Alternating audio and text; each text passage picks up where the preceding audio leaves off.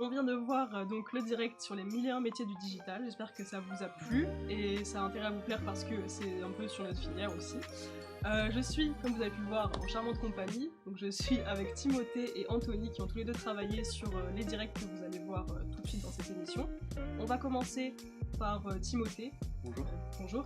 Tu as travaillé sur le direct qu'on vient de voir, 1001 métiers du digital. Exactement. Quel était ton rôle sur ce direct ? Mon rôle, c'était producteur. D'accord. En quoi ça consiste ? Parce que on a un peu cette idée du producteur qui juste fait les comptes, mais j'imagine que c'est un peu plus que ça. Il y a un peu plus que ça. Il y a toute la partie écriture de l'émission, il y a la partie trouver des invités, trouver un axe pour faire une émission intéressante.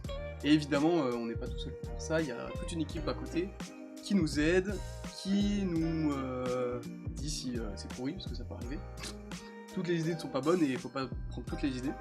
Donc voilà, ça, forcément il y a toute une équipe derrière et des gens qui peuvent nous dire si c'est bien, si c'est pas bien. Donc ça consiste à gérer tout ce projet en général, en allant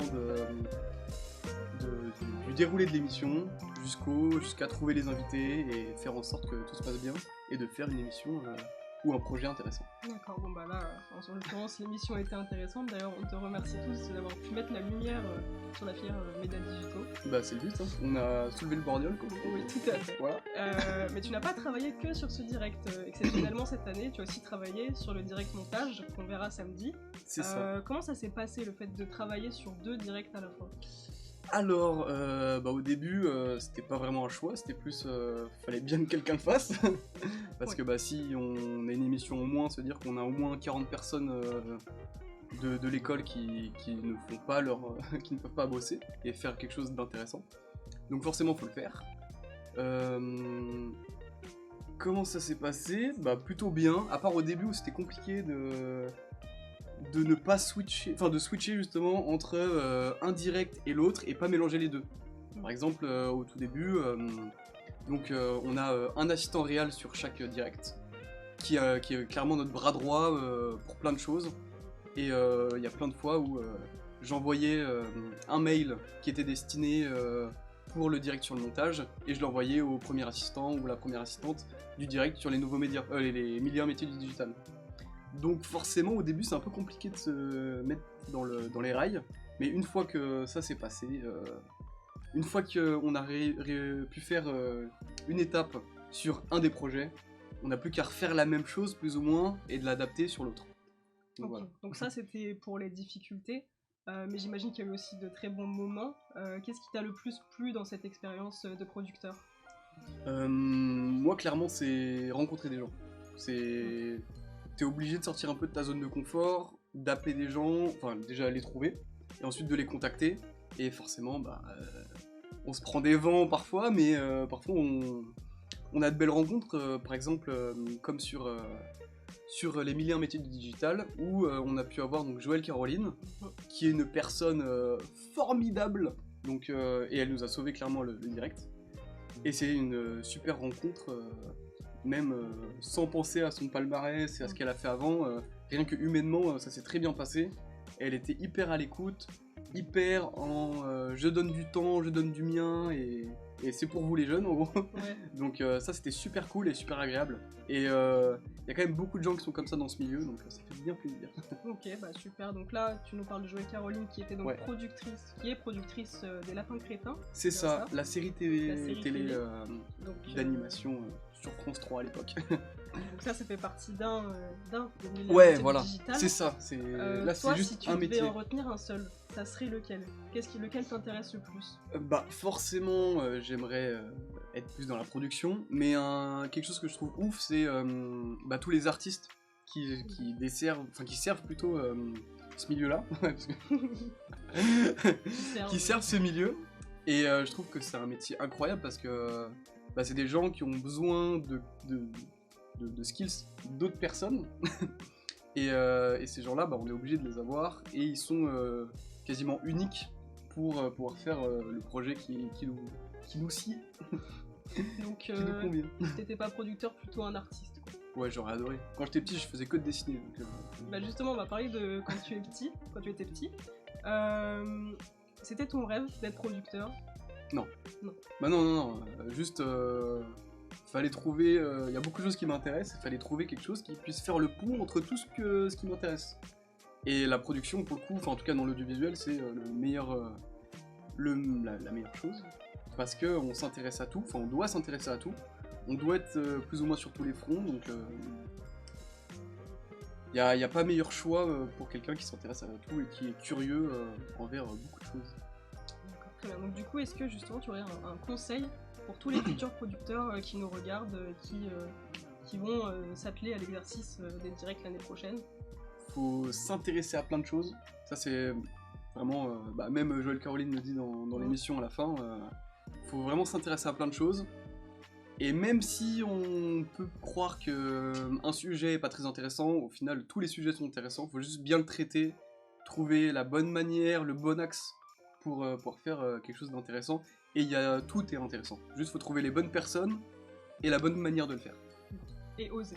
Et oser. C'était le mot de la fin. C'était le mot de la fin, ouais. Mais c'est vrai, il faut oser appeler les gens, même si c'est un grand producteur, un grand artiste. Il faut, parce qu'en fait, les gens sont plutôt cool en vrai.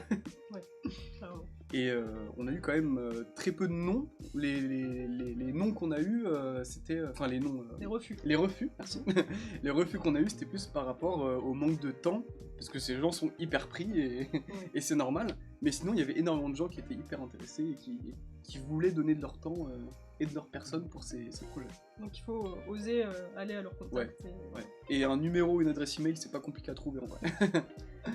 Très bien, du coup, oser. Oser, c'est aussi ce qu'ont fait les cascadeurs, puisque vous allez voir dans pas longtemps, très bientôt, dans 20 minutes, le direct sur les cascadeurs, sur lequel Anthony, à mes côtés, a travaillé.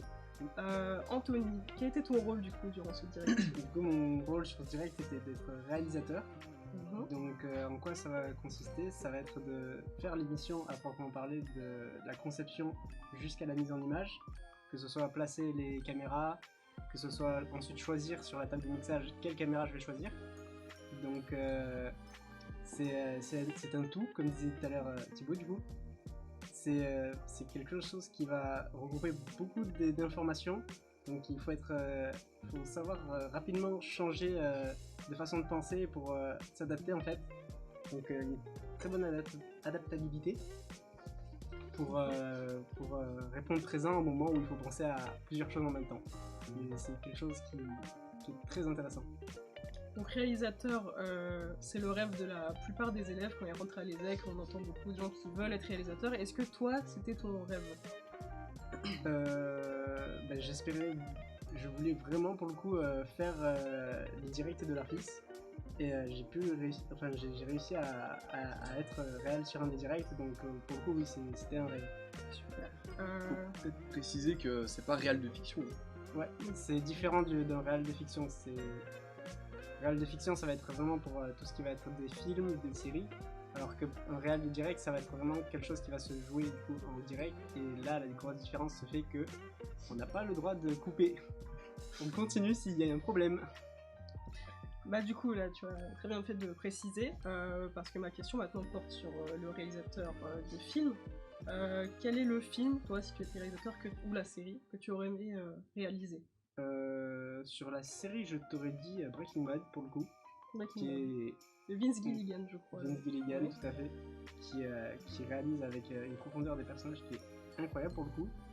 Et pour le film, je te dirais plus Avatar, ce qui est remonté à quand j'étais petit réellement, où c'était vraiment le premier gros film de voyage, entre guillemets, que j'ai vu quand j'étais jeune, et qui m'avait commencé à me mettre le pied à l'histoire des films, qu'est-ce que ça peut apporter. Puis c'est aussi une grande prouesse pour l'époque, il a révolutionné le milieu du cinéma, donc bien sûr. On comprend que tu aurais aimé le réaliser. Tout à fait. Les directs, on va revenir là-dessus, c'est quand même un exercice assez stressant. Quel était ton état d'esprit juste avant ces directs, au moment où on a topé et qu'ils allaient partir, quoi? Alors juste avant, on venait de terminer une répétition qui n'était pas encore calée à 100%, avec quelques changements de dernière minute pour nous faire plaisir bien sûr. Toujours. Et oui.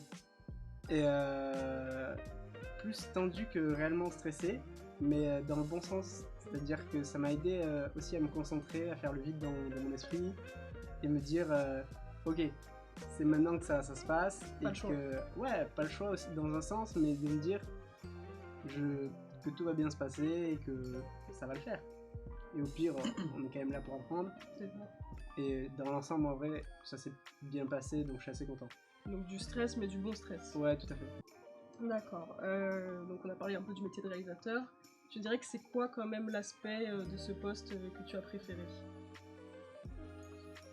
Ouais, c'est chaud en vrai comme Compliqué, hein. question. Mais c'est bête à dire, mais du coup, c'est ce côté assez de stress qui est vachement intéressant, vu que c'est du stress positif, enfin de tension plutôt.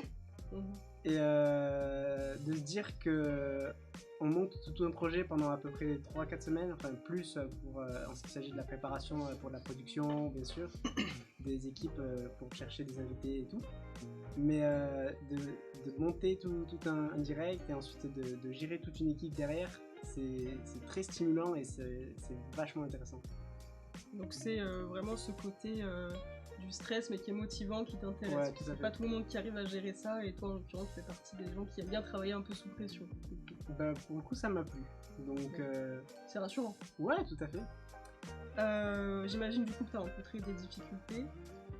Oui, j'ai rencontré quelques difficultés pendant les filages, qu'il y avait certaines choses que je souhaitais faire qui étaient un peu compliquées. Les filages, si tu peux expliquer un petit peu rapidement ce que Les c'est. filages, pour ceux ce qui sont savent pas. les répétitions en fait que nous faisons avant le direct pour être sûr que tout fonctionne correctement, que ce soit au niveau des cascades que vous pouvez voir du coup sur l'émission ou tout simplement les lancements de sujets où j'ai pas été très bon pour le coup. Tout Il y a le eu monde quelques fait soucis. des petites erreurs, c'est pas très grave. Mais oui, non mais. Et ça permet du coup d'être sûr de la façon dont va se dérouler l'émission. D'accord, très bien. Donc, comme je l'ai dit, on va voir ce direct sur les cascadeurs dans pas très longtemps. Quelle est la cascade, toi, au cinéma, qui t'impressionne le plus ou qui t'a le plus marqué? Pendant la construction de ce direct, du coup, j'ai vu pas mal de cascades passer qui sont vachement impressionnantes en vrai, que je n'imaginais pas qu'il y avait autant de choses, que ce soit des sauts en hélico, tout ça.